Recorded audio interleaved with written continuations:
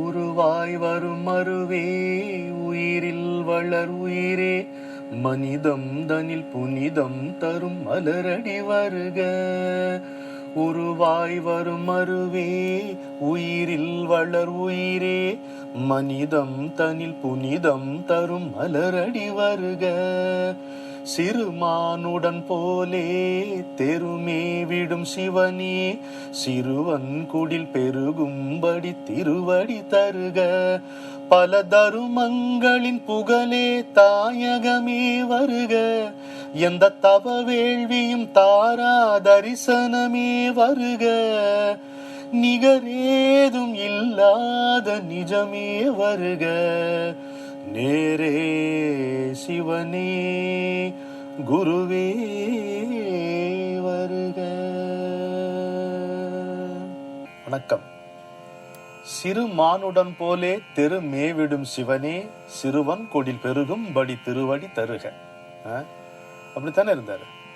என்னுடைய முதல் அனுபவமே அப்படித்தான். சிறுமானிடன் போலே தெரு மேவிடும் சிவனே. அவர் தெருவில் ஒரு மின்னல் மாதிரி நடந்து கொண்டிருப்பதை பார்த்ததுதான் என்னுடைய முதல் அனுபவம். சாட்சாத் சிவனே தான் குருவாக வருகிறான். அந்த குரு ஒரு சாதாரண மனிதன் போல் நம்மிடையே வளைய வருகிறான்.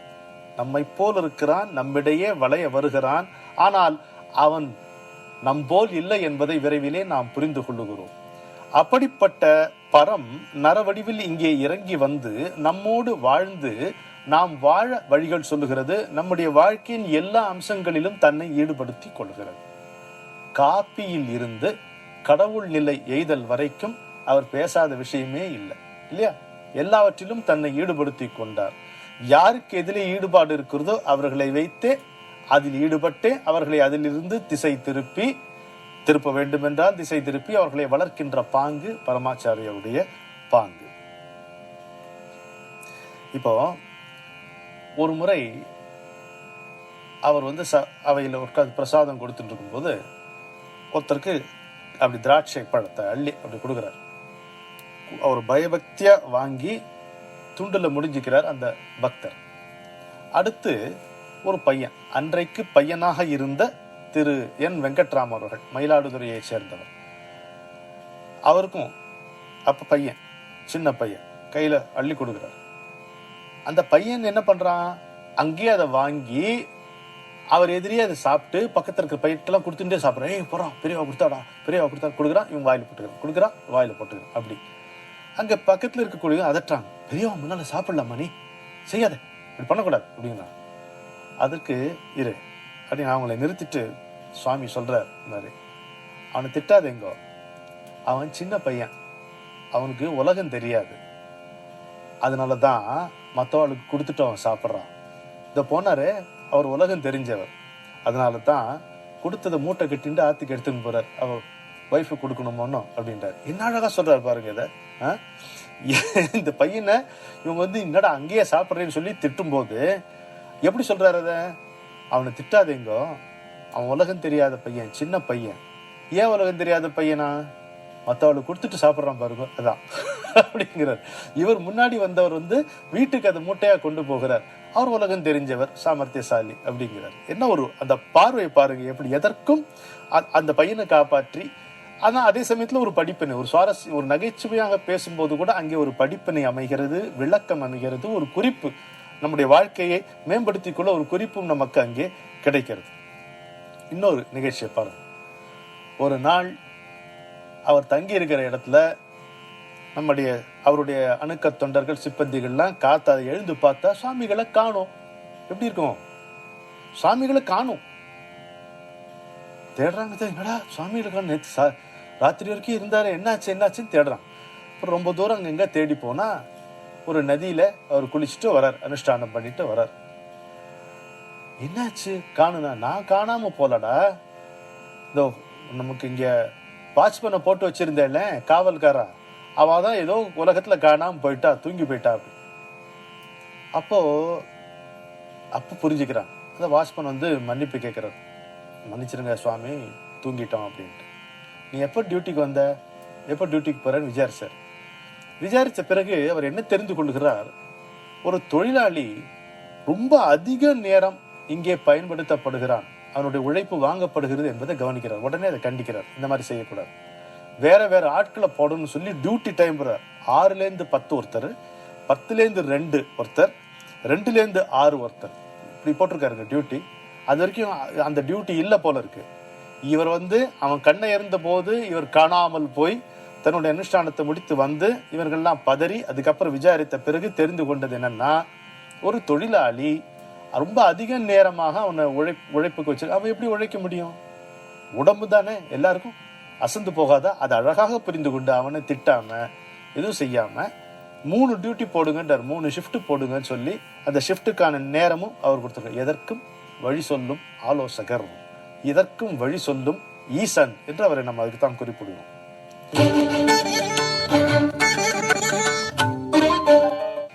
இன்னொருத்தர் வரார், ஒரு காமர்ஸ் ப்ரொஃபஸர், ஒரு சான்ஸ்கிரிட் ப்ரொஃபஸர், 2 பேரும் வரோம். காமர்ஸ் ப்ரொஃபஸரை கேட்குற, நீ எங்க இருக்க கேட்குற. நான் வால்டேர்ல இருக்கேன். வால்டேர்னா விசாகப்பட்டினம். இப்போ வால்டேர்ல இருக்கேன். இங்கேருந்து எவ்வளோ தூரம் இருக்கும்? அவர் ஒன்று சொல்ல, அபவுட் 1000 kilometers அப்படிங்கிறார். அப்போ பெரியவா கேட்குறா, அபவுட்டா நியர்லியா அப்படிங்கிறார். அபவுட் 1000 kilometersனா சரியா சொல்லு, அபவுட்டா நியர்லியானா அதுக்கு முழிக்கிறான். இந்த பாரு, அபவுட்னா ஏறத்தாழன்னு அர்த்தம், நியர்லின்னா கிட்டத்தட்டன்னு அர்த்தம். என்ன ஆறுமையா இருக்கு சார் இந்த மொழிபெயர்ப்பு. அபவுட் நியர்லிக்கு வித்தியாசமே நமக்கு குழப்பம். அதை தமிழ்ல விளக்குறாங்க. அபவுட்னா ஏறத்தாழன்னு அர்த்தம், நியர்லின்னா கிட்டத்தட்டன்னு அர்த்தம். புரியுறதா? காமர்ஸ் ப்ரொஃபஸருக்கு பக்கத்துல சான்ஸ்கிரிட் ப்ரொஃபஸர், நீ அந்த மாதிரி இதெல்லாம் பண்ணிட்டேன், இதெல்லாம் படிச்சிருக்கேன் அப்படின்னாராம். நீ இனிமே என்ன பண்ணணும்னா சம்ஸ்கிருதம் படிக்கணும் அப்படின்னாராம். யார்கிட்ட? சான்ஸ்கிரிட் ப்ரொஃபஸர்கிட்ட. அவருக்கு புரியல. பெரியவாள், நீ சொல்றது புரியுறதுடா, நீ சான்ஸ்கிரிட் ப்ரொஃபஸர் தானே, சான்ஸ்கிரிட்டை பத்தி படிச்சிருக்க இது வரைக்கும், இனிமே சான்ஸ்கிரிட்டை படினாராம். எவ்வளவு அழகா இருக்கு பாருங்க. அவ்வளவு எதற்கும் வழி சொல்லும் ஈசன். அது கண்ணில் எதுவுமே தப்பாதுங்க, எல்லாத்துலயும் அந்த நுணுக்கத்தை தெரிஞ்சு அதை அழகா எடுத்து சொல்றார், காயப்படாம சொல்றார். இதோட இன்னொரு நிகழ்ச்சியை பார்ப்போம், ரொம்ப ரொம்ப அழகு. ஒரு ஜலதரங்க வித்வான். ஜலதரங்கம் எவ்வளவு கஷ்டமானது அதை வாசிக்கிறது, அது ரொம்ப சுனாதமா இருக்கும். ஒரு வித்வான், இப்ப அந்த வித்வான்களை பார்க்கறதே நமக்கு அரிது. அந்த கச்சேரியில சிறப்பு என்னன்னா, சுவாமிகளே எதிர உட்காந்து கேட்கிறார், மகா சுவாமிகளே எதிர உட்காந்து கேட்கிறார். அவருடைய பதட்டத்துக்கு கேட்கணுமா பாவம், அந்த வித்வானுடைய பதட்டத்துக்கு. வாதாபி கணபதி பஜே முதல் பாட்டு வாசிக்கணும், ஆரம்பிக்கணும். என்ன பண்ணாலும் சுருதி சேர மாட்டேங்க. எப்படி இருக்கும்? எதிர சுவாமிகள் உட்காந்துருக்கார், இவர் கச்சேரி ஆரம்பிக்கணும், என்ன பண்ணாலும் அதுல சுருதி சேர மாட்டேங்கிறத பதறாரு. என்ன பண்றது தெரியல. என்னையா கச்சேரி ஆரம்பிக்கல? இல்லை ஆரம்பிக்கிறேங்கிறத வரல. இவர் ஒரு புன்முறுவலோட ஒருத்தர் கூப்பிட்டு, டேய் அந்த 5வது கிண்ணத்துல இருந்து 1 ounce தண்ணி எடுத்துரும். எப்படி? அந்த 5வது கிண்ணத்துல இருந்து 1 ounce ஜலத்தை எடுத்துடுற, சரியா போகும். கரெக்டா 5வது கிண்ணத்துல இருந்து 1 ounce ஜலத்தை எடுத்து அப்புறப்படுத்தினா சுருதி சேர்ந்துதான். இதுக்கு என்ன சொல்றீங்க? எதற்கும் வழி சொல்லும் ஈசன் என்று இதற்கும் அவரை நம்ம சொல்லலாம். நம்மோடு வாழ்ந்து நம்மோடு இணங்கி வாழ அவன் தயாராக இருக்கும் பொழுது என்ன அர்த்தம்னா, நம்முடைய வாழ்க்கையினுடைய எல்லா அம்சங்களிலும் தன்னை அவன் உட்படுத்திக் கொள்வான், ஆட்படுத்திக் கொள்வான் என்பதுதான் பொருள். அதைத்தான் நம்ம இங்க பார்ப்போம். சரி, இன்னைக்கு மகாசுவாமிகளுடைய ஒரு மகா வாக்கியத்தை பார்ப்போமா? குருவிடமிருந்து ஞானதானம் பெற்று அவர் போலவே ஞானியாகிறவன் தானும் அந்த தானத்தை செய்து மற்றவரையும் ஞானியாக்கி விடுகிறான். குருவிடமிருந்து ஞான தானம் பெற்று அவர் போலவே ஞானியாகிறவன் தானும் அந்த தானத்தை செய்து மற்றவரையும் ஞானியாக்கி விடுகிறான் என்று மகாசுவாமிகள் சொல்லுகிறார். என்னை பொறுத்த மட்டும் இது வாக்கு மூலம்னே எடுத்துக்கலாம். அவரே கொடுத்திருக்கக்கூடிய ஃபர்ஸ்ட் பர்சன் அக்கௌண்ட் வாக்கு மூலம்னே எடுத்துக்கலாம். அப்படிதான் ஒரு குருவினுடைய சிறப்பு என்ன அப்படின்னு நீங்க பாத்தீங்கன்னா, உதாரணமா தனக்கு போக ஒன்றை கொடுப்பது, தன்னிடம் இருப்பதில் இருந்து எடுத்து கொடுப்பது தானம், தன்னையே கொடுப்பது தியாகம். சரியா புரிஞ்சுப்போம்.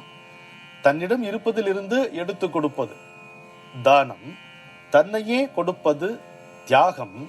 குருவனுடைய சிறப்பு என்ன இதுன்னு பாத்தீங்கன்னா, தனக்கு மேலே இவன் வளர வேண்டும் என்ற நினைப்பு, அதற்கான முயற்சியை எடுப்பது குருவினுடைய ஒப்பற்ற தன்மை.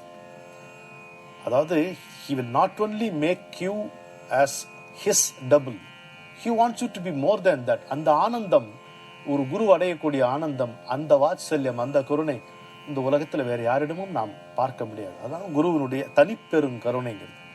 ஒரு விளக்கு, இன்னொரு ஏற்றப்படாத விளக்கு. ஏற்றப்பட்டிருக்கின்ற விளக்கில் இருந்து எத்தனை சுடர்களை ஏற்றிக்கொள்ளலாம் கொஞ்சம் பாருங்க.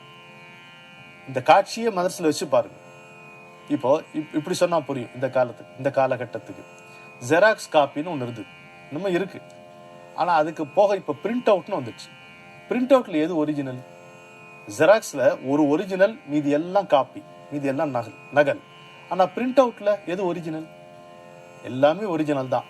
ஆனால் அதே சமயத்தில் அந்த கம்ப்யூட்டருக்கு உள்ள இருக்கு பாருங்க, அதுதான் original. that which is not printed, that which is not printed, that which is not exhausted in spite of many printouts, அதுதான் ஒரிஜினல். அதுதான் மகா சுவாமிகள், அதுதான் குரு. அதை நம்ம தெளிவாக புரிந்து கொள்ள வேண்டும். இப்போ விளக்குக்கு வாங்க.